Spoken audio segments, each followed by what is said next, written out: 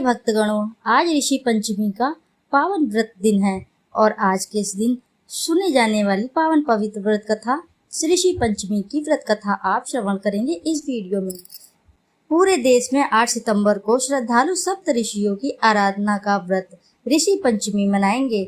यह पर्व भाद्रपद शुक्ल पक्ष की पंचमी तिथि को मनाया जाता है और इसे ऋषियों को समर्पित एक विशेष व्रत के रूप में माना जाता है। इस पावन दिन व्रत कथा सुनी या पढ़नी चाहिए। पूरे देश में 8 सितंबर को श्रद्धालु सप्तऋषि की आराधना का व्रत ऋषि पंचमी मनाएंगे। यह पर्व भाद्रपद शुक्ल पक्ष की पंचमी तिथि को मनाया जाता है और इसे ऋषियों को समर्पित है।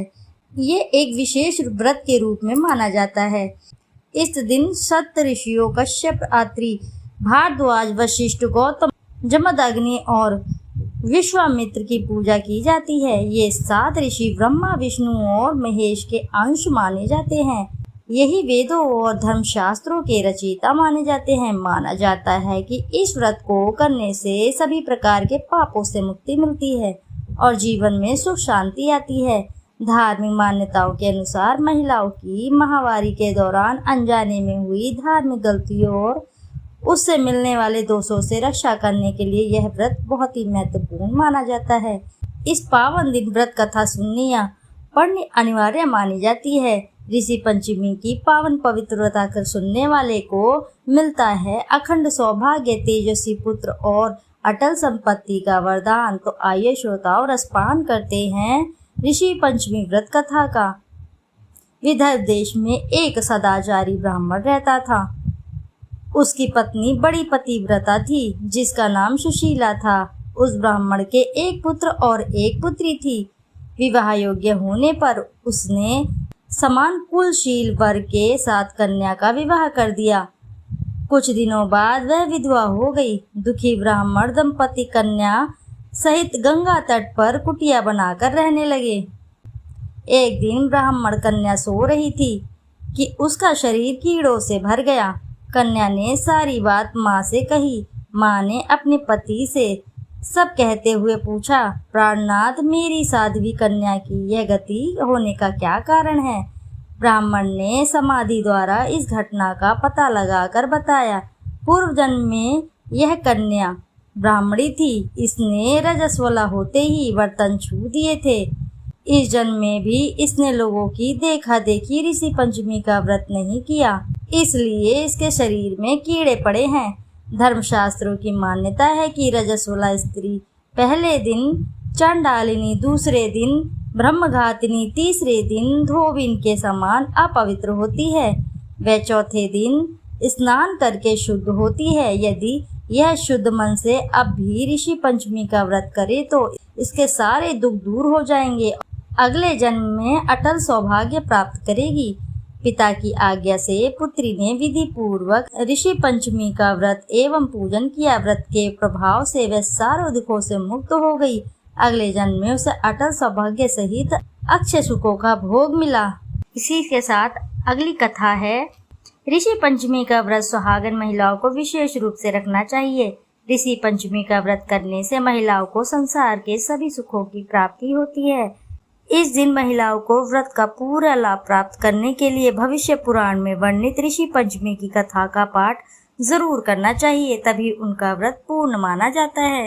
एक बार युधिष्ठिर ने प्रश्न किया, हे देवेश, मैंने आपके मुख से अनेकों व्रतों का श्रवण किया है। अब आप कृपा करके पापों को नष्ट करने वाला कोई उत्तम व्रत सुनाएं। राजा इन वचनों को सुनकर श्री कृष्ण जी बोले, हे राजेंद्र, अब मैं तुमको ऋषि पंचमी का उत्तम व्रत सुनाता हूँ, जिसको धारण करने से स्त्री समस्त पापों से छुटकारा प्राप्त कर लेती है। नृपोत्तम पूर्व समय में वृत्रासुर का वध करने के कारण इंद्र के उस पापों को 4 स्थानों पर बांट दिया। पहला अग्नि की ज्वाला में, दूसरा नदियों की बरसाती जल में, तीसरा पर्वतों में और चौथा स्त्री के रज में। उस रजस्वला धर्म में जाने अनजाने उससे जो भी पाप हो जाते हैं उनकी शुद्धि के लिए ऋषि पंचमी का व्रत करना बहुत ही उत्तम है। यह व्रत समान रूप से चारों वर्णों की स्त्रियों को करना चाहिए। इसी भविष्य में एक प्राचीन कथा का वर्णन करता हूँ। सतयुग में विदर्भ नगरी में सेनजित नामक राजा हुए। वे प्रजा का पुत्रवत पालन करते थे। उनके आचरण ऋषि के समान थे। उनके राज्य में समस्त वेदों के ज्ञाता, समस्त जीवों के उपकार वाला सुमित्र नामक एक कृषक ब्राह्मण निवास करता था। उनकी सती जयश्री पतिव्रता थी। ब्राह्मण के अनेक नौकर चाकर भी थे। एक समय वर्षा काल में जब वह साध्वी खेती के कामों में लगी हुई थी, तभी वह रजस्वला भी हो गई।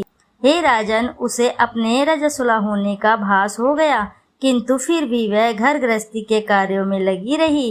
कुछ समय के पश्चात दोनों स्त्री पुरुष अपनी अपनी आयु भोग कर मृत्यु को प्राप्त हुए। जयश्री अपने ऋतु दोष के कारण कुतिया बनी और सुमित को रजस्वला स्त्री के संपर्क में रहने के कारण बैल की योनि प्राप्त हुई। क्योंकि ऋतु दोष के अतिरिक्त इन दोनों का और कोई अपराध नहीं था, इस कारण इन दोनों को अपने पूर्व जन्म का समस्त वितरण याद रहा।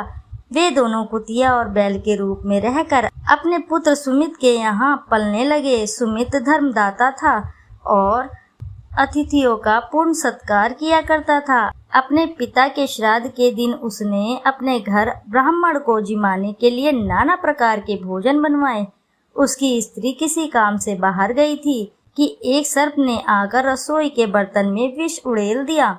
सुमित की माँ ने कुतिया के रूप में बैठी हुई यह सब देख रही थी। अतः उसने अपने पुत्र को ब्रह्म हत्या के पाप से बचाने की इच्छा से उस बर्तन को स्पर्श कर लिया।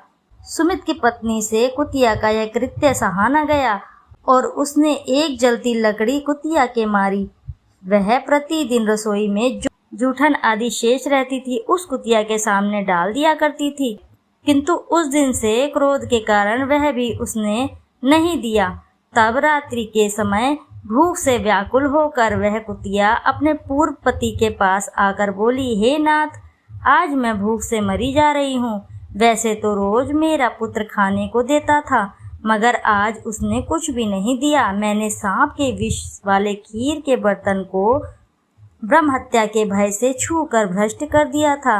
इस कारण बहू ने मारा और खाने को भी नहीं दिया है। तब बैल ने कहा, हे भद्रे, तेरी यही पापों के कारण मैं भी इस योनि में आ पड़ा हूँ। बोझा ढोते ढोते मेरी कमर टूट गई है। आज मैं भी दिन भर खेत में जोतता रहा।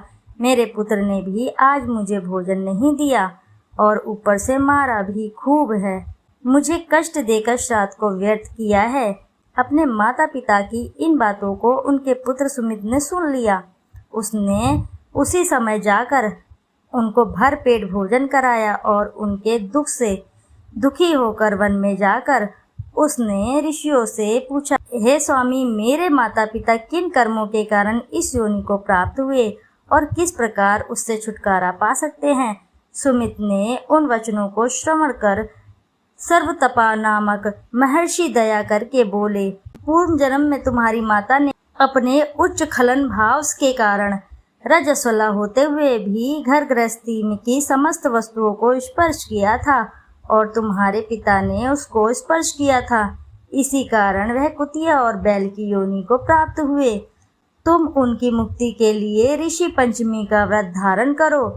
श्री कृष्ण बोले, हे राजन, महर्षि सर्वतपा के इन वचनों को श्रवण करके सुमित अपने घर लौट आया और ऋषि पंचमी का दिन आने पर उसने अपनी स्त्री सहित उस व्रत को धारण किया और उसके पुण्य को अपने माता पिता को दे दिया। व्रत के प्रभाव से उसके माता पिता दोनों ही पशु योनि से मुक्त हो गए और स्वर्ग को चले गए। जो स्त्री इस व्रत को धारण करती है वह समस्त सुखों को पाती है और अपने सभी पाप कर्मों से छुटकारा पा जाती है।